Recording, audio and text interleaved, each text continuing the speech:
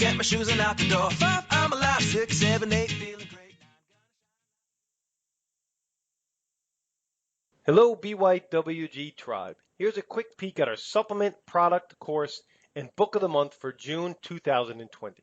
At the end of the podcast, I will spend a few minutes going into further details, so we encourage you to listen to the end.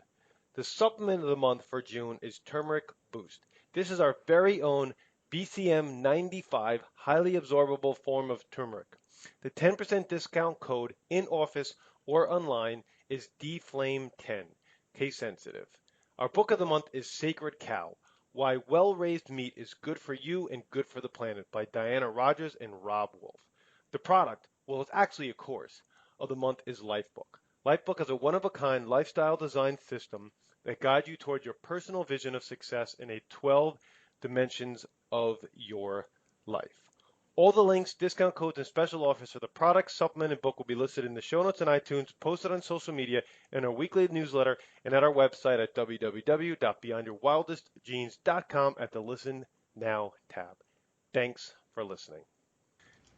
Hey everybody, it's Dr. Noah and Dr. Mike, 2/3 of your BYWG team.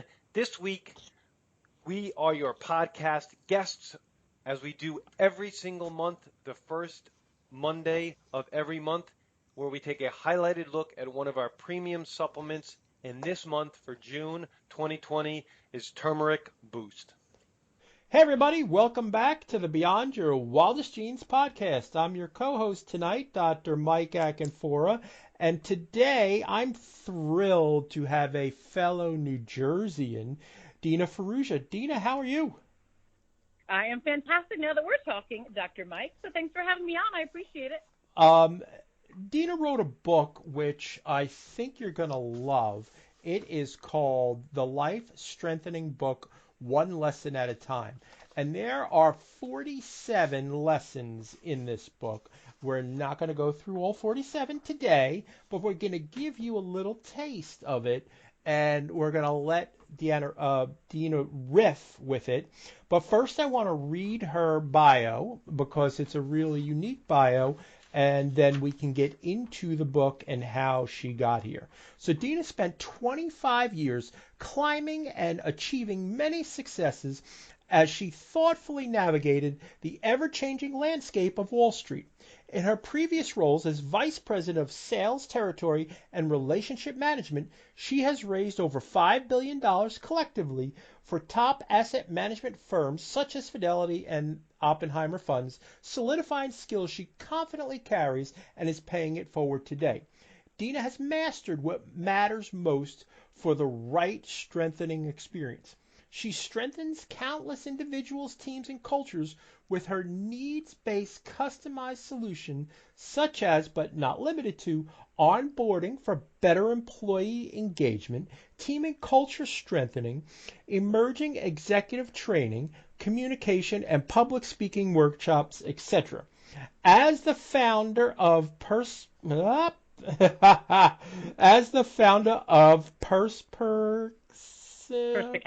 Perspicacity, thank you.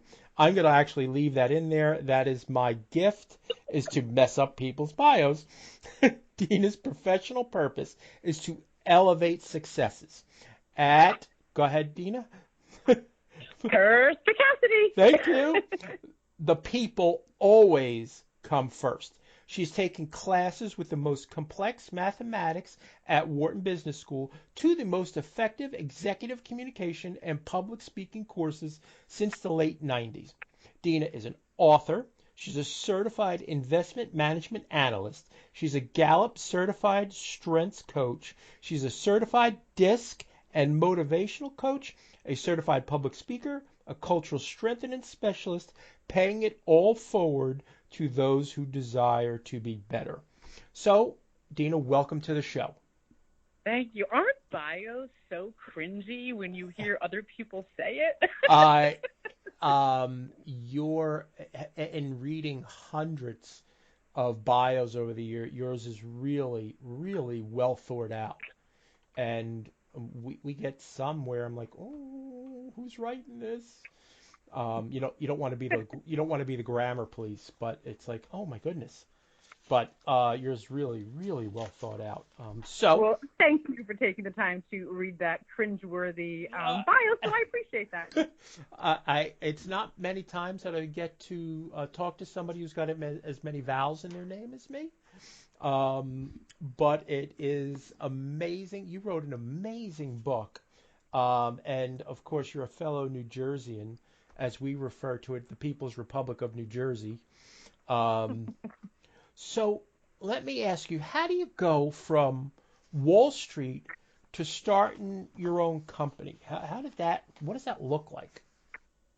So it comes with a story, as everything in my life does. I don't ever do anything without positive intention, so I'll start there. I had an amazing career. I was a high-performing sales executive on Wall Street. My clients were Morgan Stanley, Merrill Lynch, Wells Fargo, UBS. I had so much fun, so much purpose. And I'm going to shelve the word purpose, and I'm going to pull it off the shelf in a moment or two. But purpose, I was helping financial advisors make sound investment decisions for their clients. I was doing presentations for clients and helping them understand the market from, mutual funds to separately managed accounts to ETFs. And, it helped that economically I was doing pretty well, until that there's always that one pivotal moment in your life that you can always turn back to. And that's where this story begins, because after 20 plus years or 25 years, it was great until I get this phone call. And the phone call went like this. With a backdrop of I have a $320 million sales goal, so I had to bring $320 million in that year. And I got the I got the call that every salesperson wants to hear, right? So I get this phone call and it said, hey, Deanna, you know what? That trade that you've been working on for, about a year now, $51 million is coming your way. Let me tell you something. That's 20% of your goal, number one. So I shaved off 20% of my goal. I was fantastic, right? Made a pretty good paycheck that day. And I was unbelievably excited for maybe 21 seconds. And I was like, ooh, wait a minute. Even my husband said to me, Deanna, what is the matter? And I said, I don't know. I said, and that's where the word purpose came in. I'm not purposeful anymore. I don't know. I don't enjoy this. So what I started doing is I went on this journey of every single day.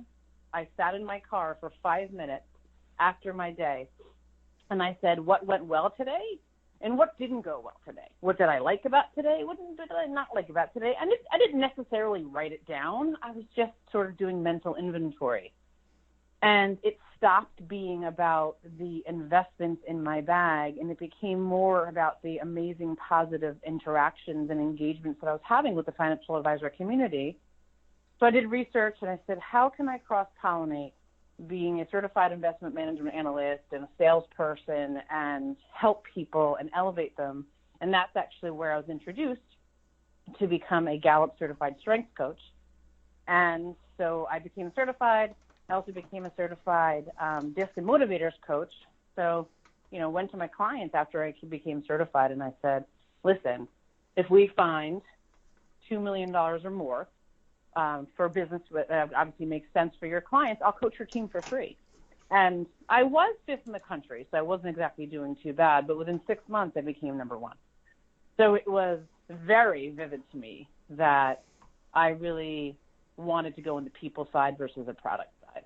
And then I looked at my husband and I said, I love this. And he said, I can tell. I get up motivated every day. I have purpose again. That's where I bring that word purpose down off that shelf, because I have to wake up every day with purpose. And now I do. So that's where Perspicacity was born about 1.5 years ago.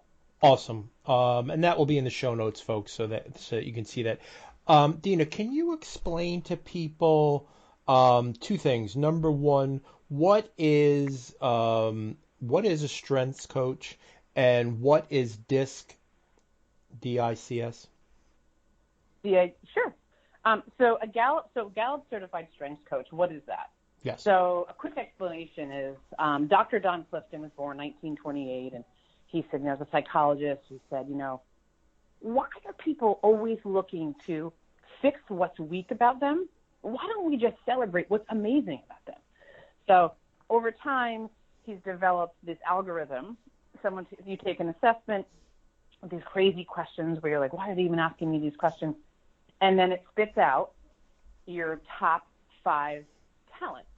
You unlock your first top 5 talents. There are 34 strengths that Dr. Don Clifton thought everybody has. Mm-hmm. There are balconies, which are your top 5, and there are basements, which are your bottom 5. We don't call them weaknesses, because weakness is only weakness if it gets in your way, right? Mm-hmm. Some people have some beautiful basements, so that's okay if they're in the basement. So that's actually where you identify people's innate talents, what makes them innately great. And what got me with the Gallup Strengths Finder is I love unique ability, uniqueness. I love where something is not just turnkey. So only 1 out of 33.4 million people have the same top 5 talents in the same order. So that makes everybody super unique, and that's what I'm bringing out now to the world. So DISC and motivators, I use more of the motivator side than I do on the DISC side, but DISC is, are you dominant? Are you influential? Are you steady? Are you in compliance? It's definitely more of a professional program to work with. And then the motivator side is to identify what motivates you. Why I love that is because you have to spend the right energy in the right time, in the most efficient way, or you're going to burn out. So I do some workshops around understanding what your motivators are in order to avoid burnout. So that's the difference between the two. Awesome.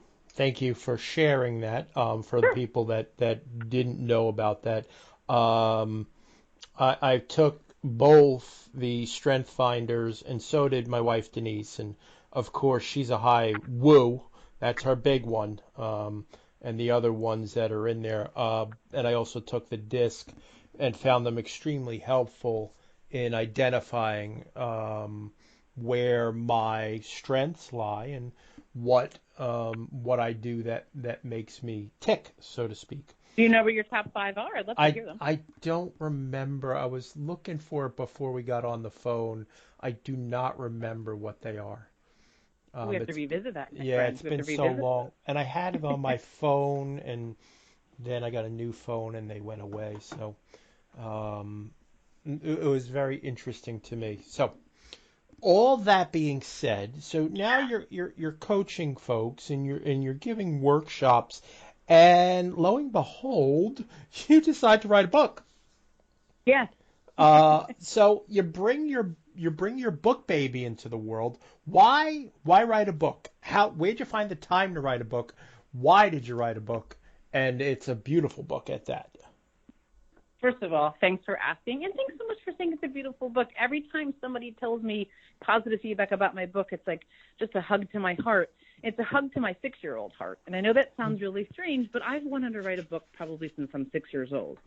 And listen, we all have childhood turmoil, right, in one shape or form. I mean, I didn't actually, grow up in a Norman Rockwell painting. So there was just some fighting in the house, and my escape there was this book called The Frog and the Toad. And what I would do is I would take The Frog and the Toad, and I would copy the book. And then I would smirk, and I would write my name at the bottom like I wrote it. So I always said, I'm going to write a book.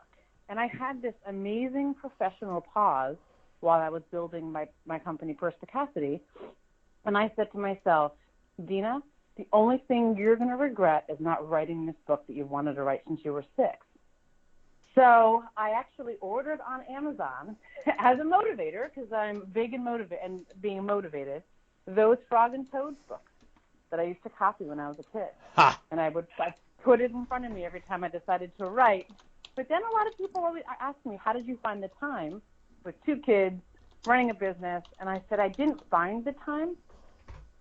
The time actually found me. And let me explain that. So if I'm right, when I was driving down the road, I would pull over to the side of the road and I would write, whether it be for 10 minutes or 45 minutes, to whatever creative space I needed. If I was at the gym, I would have a thought or something came to my head, and I would drop the barbells and I would write in my phone. My entire book was written in my phone. So what I started doing was sending and emailing myself with the power of technology everything that I was writing. And then I just organically wrote it from there. And that's hopefully that answers your question. But yeah, that's how it happened. It happened organically, and it was always something I wanted to do. Awesome. So you came up with 47 lessons. What I want to ask is, how about we go through some of your favorites? And I don't want to give away too much, but I want to give people a taste of what this is about. So Sure. I'm game for whatever ones you wanna share with us. So I've been on a few shows, and what I've actually been talking about in some of these workshops and some of the meetings, and I have to bring my adaptability down and put it in my face because all this technology meeting is very different for me. And the one thing we've been talking about a lot is my lesson, which is lesson number 14, compartmentalizing your stress, managing your anxiety. Okay. And the reason why I pull that out is because everybody right now, I'm not sure if you've seen that saying that everybody says, oh, we're all in the same boat. No, we're not. No, we're Some people not. right now, what's happened, no, like everybody's individualized. Everybody's journey right now is very different. You know, not all in the same boat. Some people are in yachts, but some people are hanging on to a lifeboat, you know, or hanging on to a life raft, I should say. 100%. So we all have to manage this. It's not easy, but it's a process. And I'll tell you where this came about for me. Nothing in this book is nothing that I have. I don't ever put anything in the book that I haven't done myself. Gotcha. So where that comes from is, I'm not sure if we discussed this, but I was in the building in 9/11. Okay. So 34th floor when the building had hit. When the plane had hit. Mm-hmm. So why I even mention that is that's when my anxiety started. That's when my stress started in my life.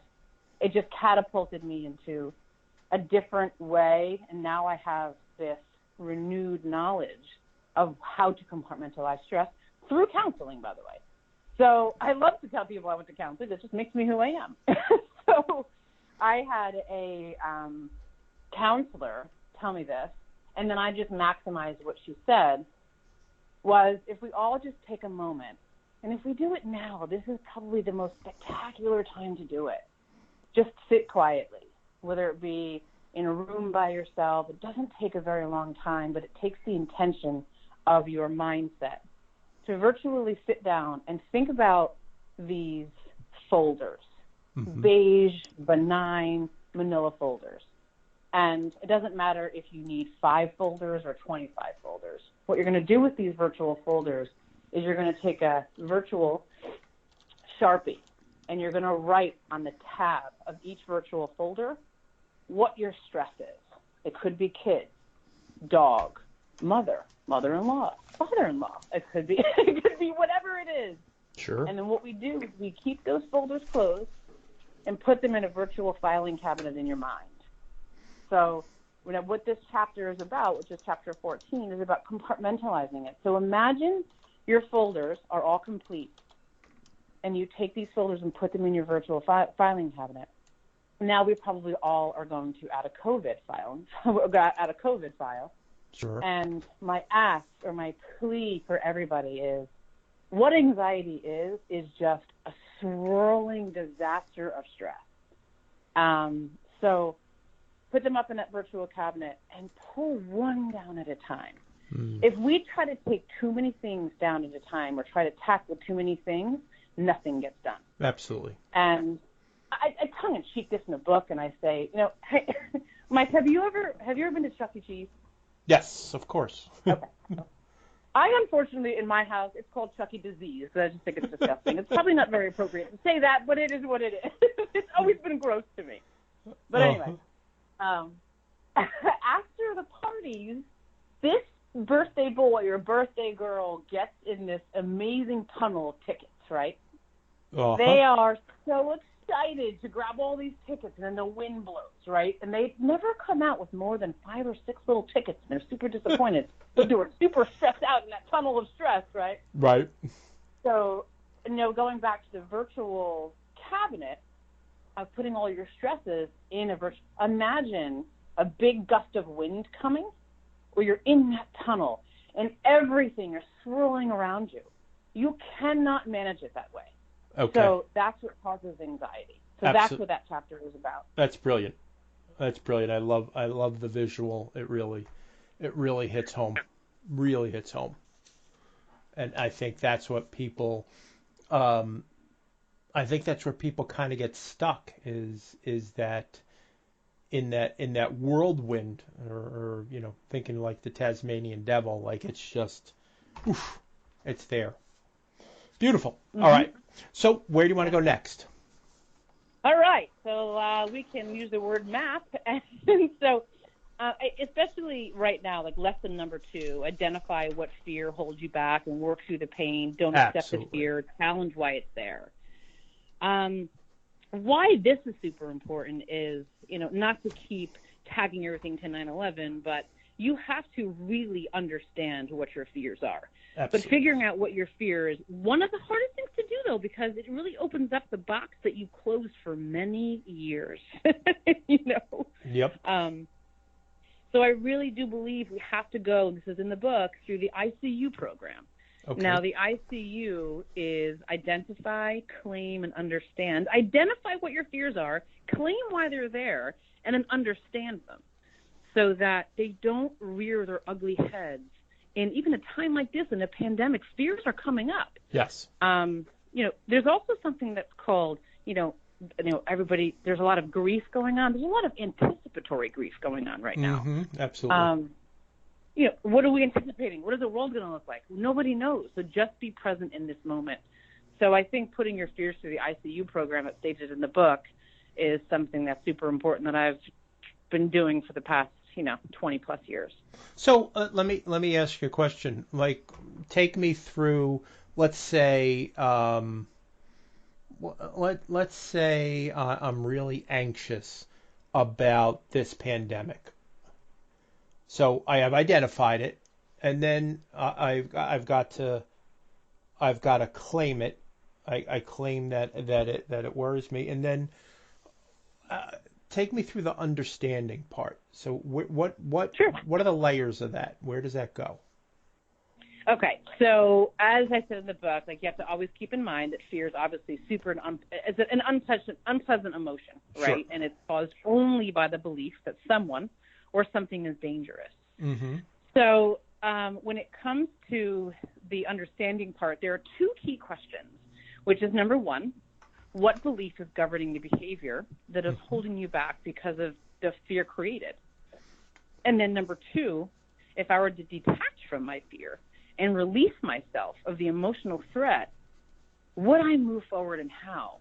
And that's really understanding the impact it's having in your life. Got it. If that fear is holding you back like anchors, you've got to release those anchors and figure it out why. Really understand where they're damaging your life, and if not, now going forward. I love it.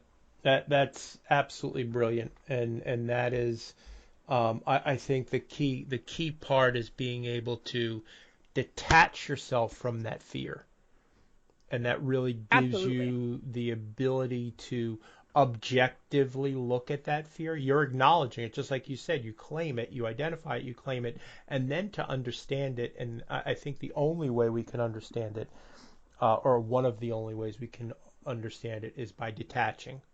And then that helps us move through that actual fear.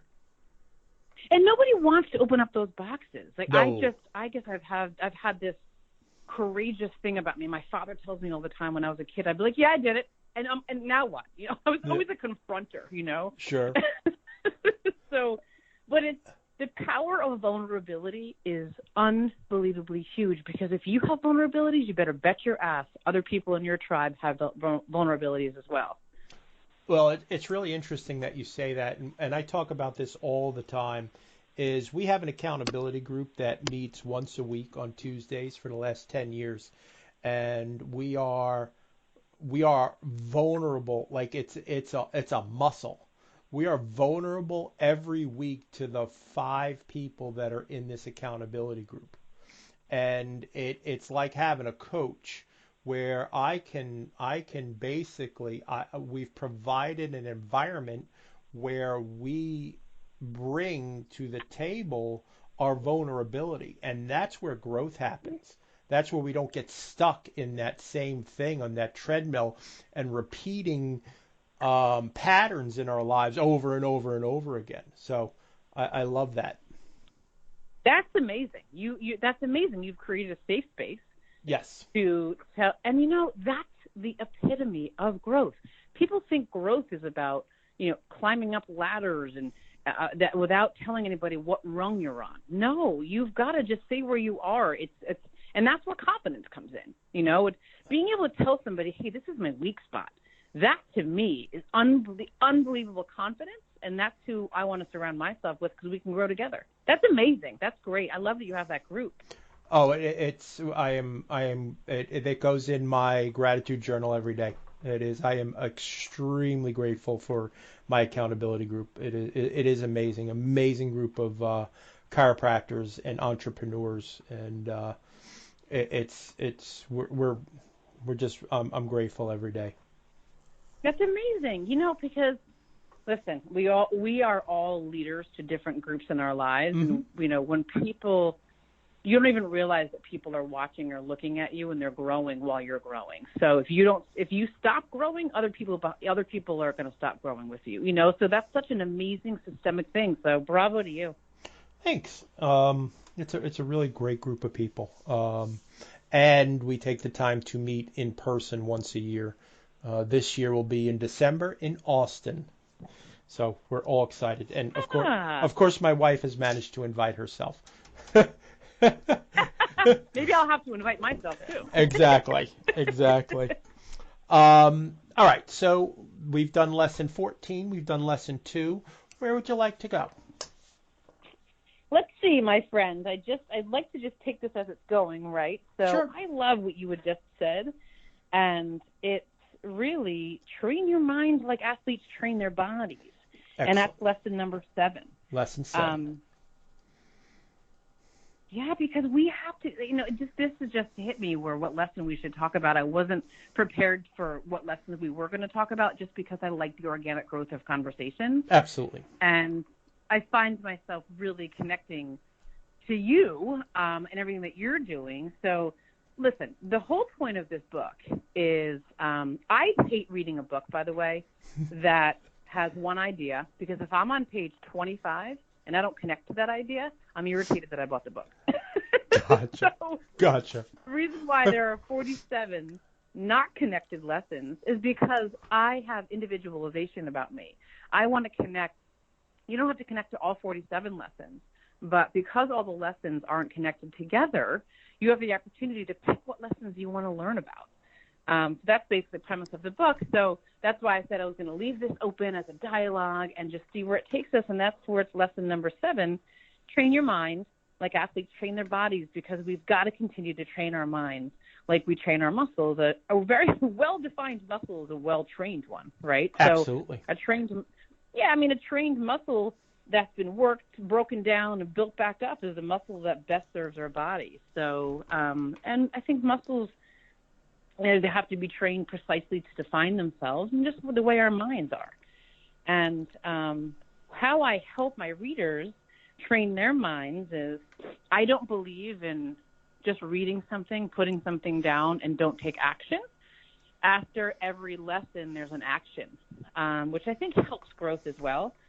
So they're all called Strengthening You, and specifically after this chapter, it's, understand what your top 3 motivators are, identify 3 main areas of improvement, and determine, using your motivators and how you will address your areas of improvement through mind muscle training. And that's what that chapter is about, and keeping your momentum going. Awesome. So when I looked at this one in particular, we at Beyond Your Wildest Dreams, we put out a course, and we called there were one for men, one for women, one called Being Superman, the other one called Getting to Goddess. And what we wanted to do was not just look at physical or nutritional, but also the emotional and spiritual aspects of life. And what the 3 top motivators or what we would call the three top values to each of us. And for me, as somebody who my health is really important because at one time I was an athlete and then I stopped being an athlete and kept eating like an athlete. So I weighed 300 pounds. Okay. So health was and still is and remains my number one value because I can love my family. I can be financially successful.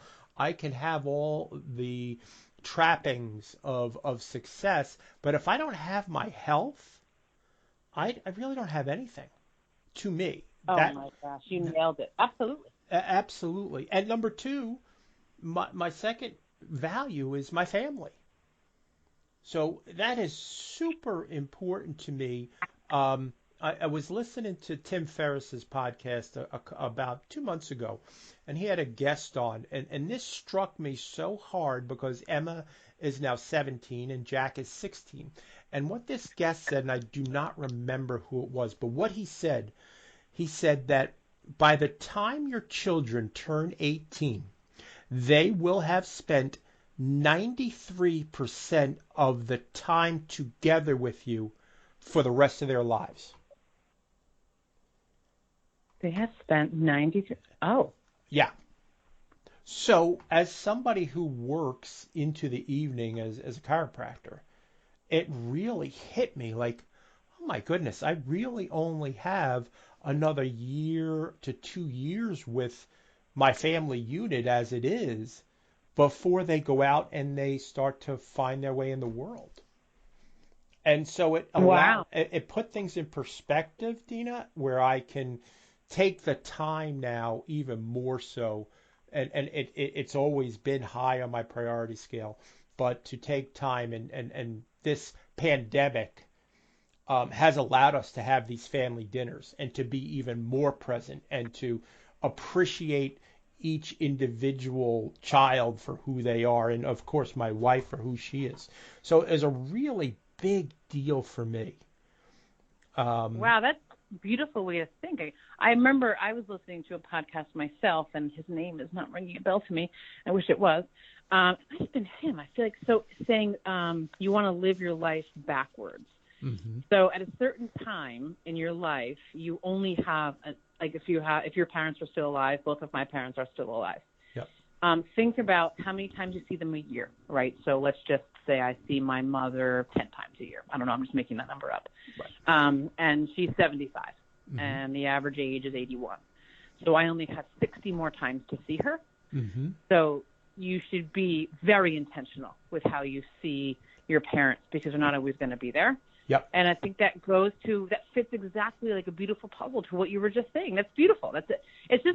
It's a paradigm shift. And I think that everybody needs to look through a paradigm and see it from different angles, every angle you can, so that you don't only appreciate yourself and your growth, because you can also appreciate others as well. So that's fantastic. Thanks for sharing that. Yeah, absolutely. Absolutely.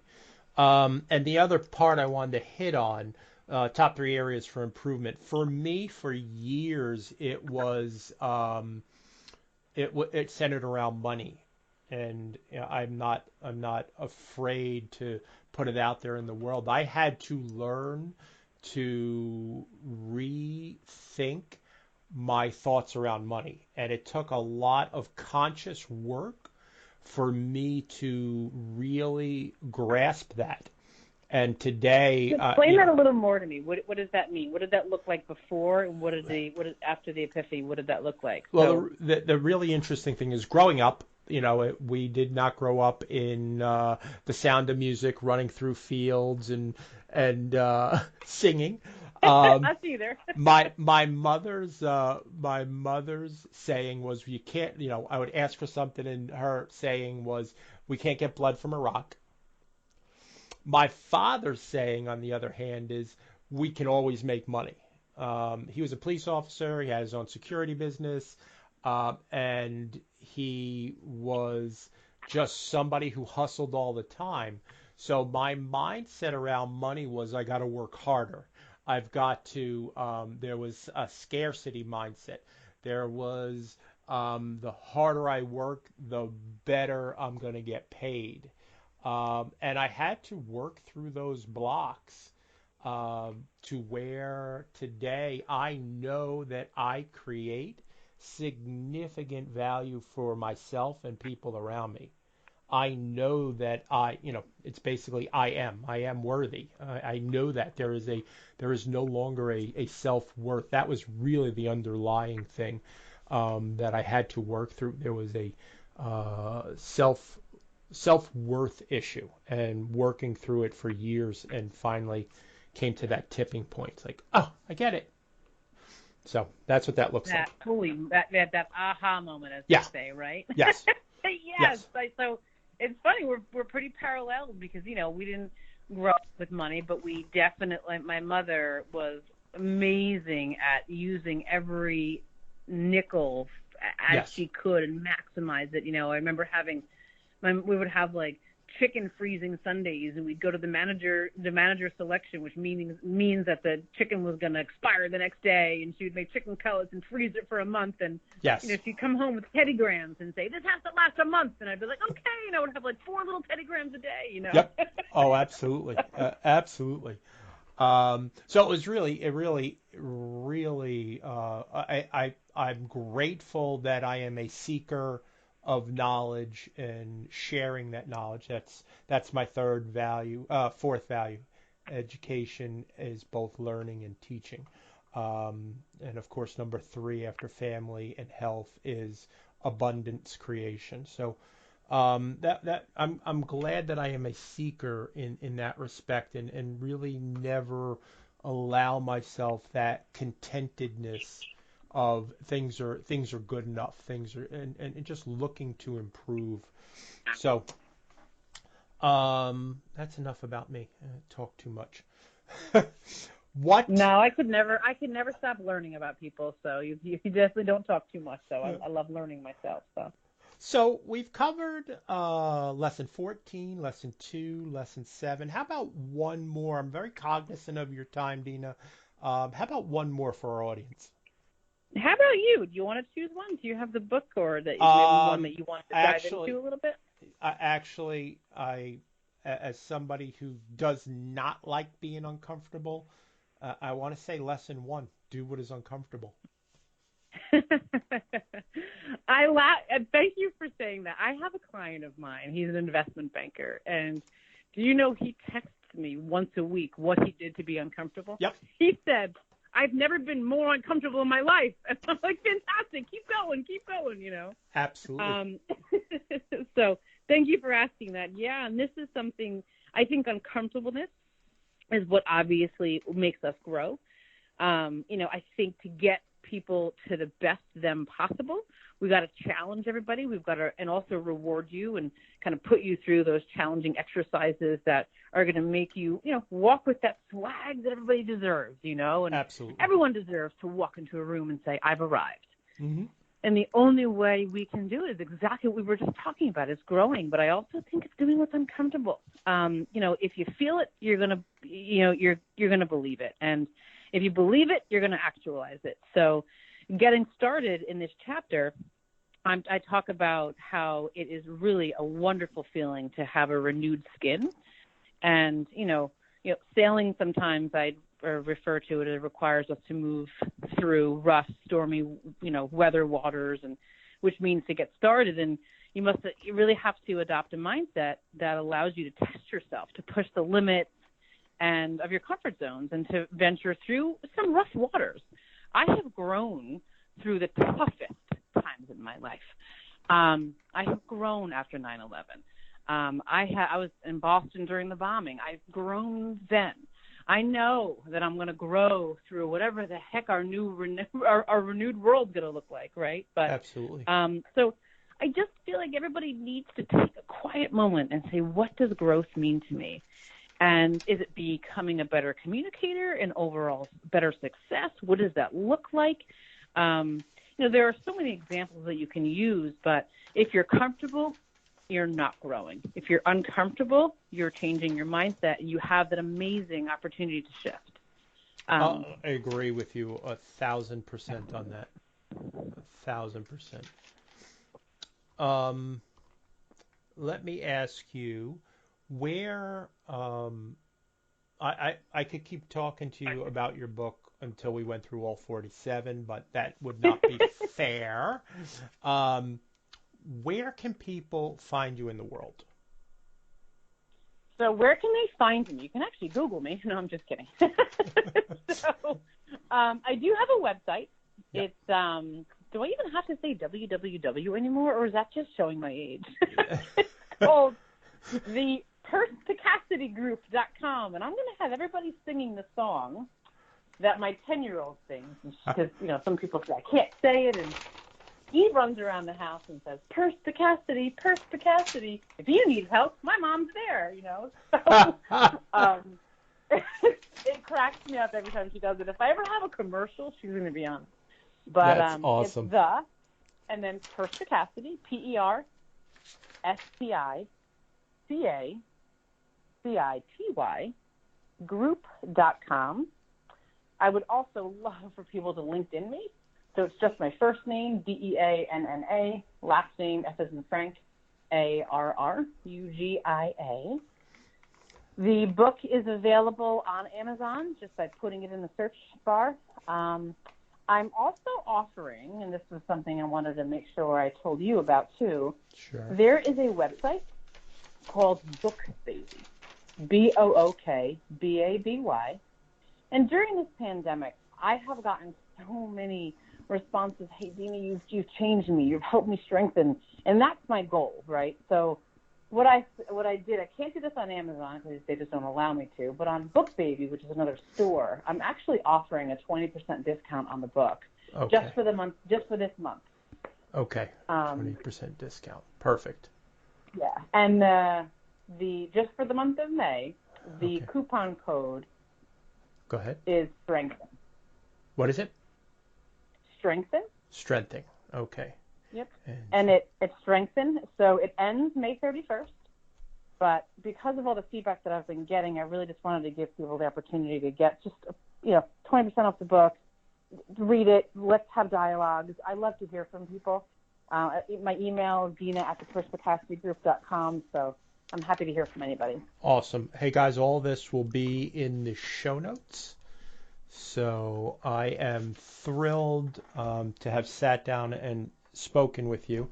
Thank God for Annie, who is friends with you, who is friends since they've been in kindergarten together with my wife. And you never know when you're going to find these beautiful pearls, and your book is a beautiful pearl, and I really enjoyed reading it. And I hope that we cross paths again. When you write your next book, please grace us with your presence again. You got it. Well, I really want to thank you for bringing information to the world and being an amazing person, an amazing human that people need, because continuous growth is nothing more beautiful. It is one of our values. Absolutely. Deanna, thanks again. Folks, if you like what you heard, please go to I think it's called Apple Podcasts now. It's not called iTunes. And leave a review. It helps us to help others find the work that we're doing, and it spreads the word. So I appreciate you all. Have a great day, and we'll see you soon. Ciao. Hey guys, and I'm back. Our June supplement of the month is BYWG's Turmeric Boost. Turmeric has been in the news for its surprising effectiveness to manage inflammatory issues and arthritic pain. However, not all turmeric supplementation is the same. Turmeric Boost contains BCM95, which is a patented form of whole turmeric that helps to address the absorption issues by providing a trademarked formula with 700 to 900% better absorption in human clinical trials.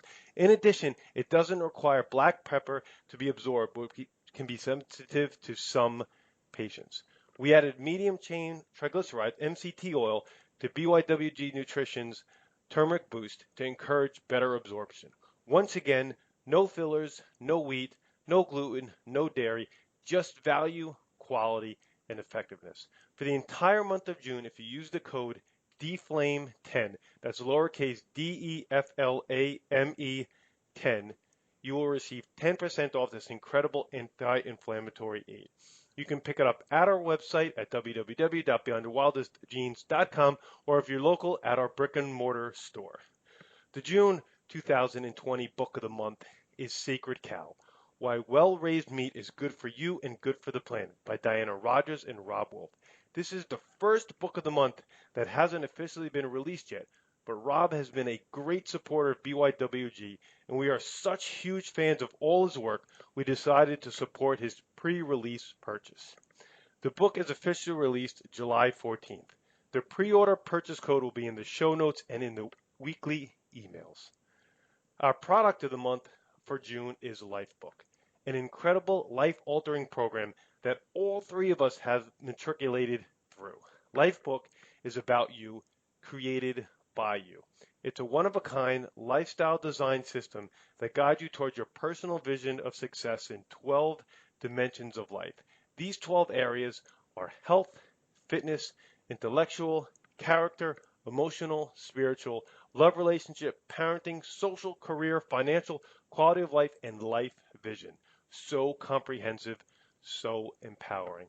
Check it out via the links in the materials we send out during this entire month. And as always, be awesome and never unawesome.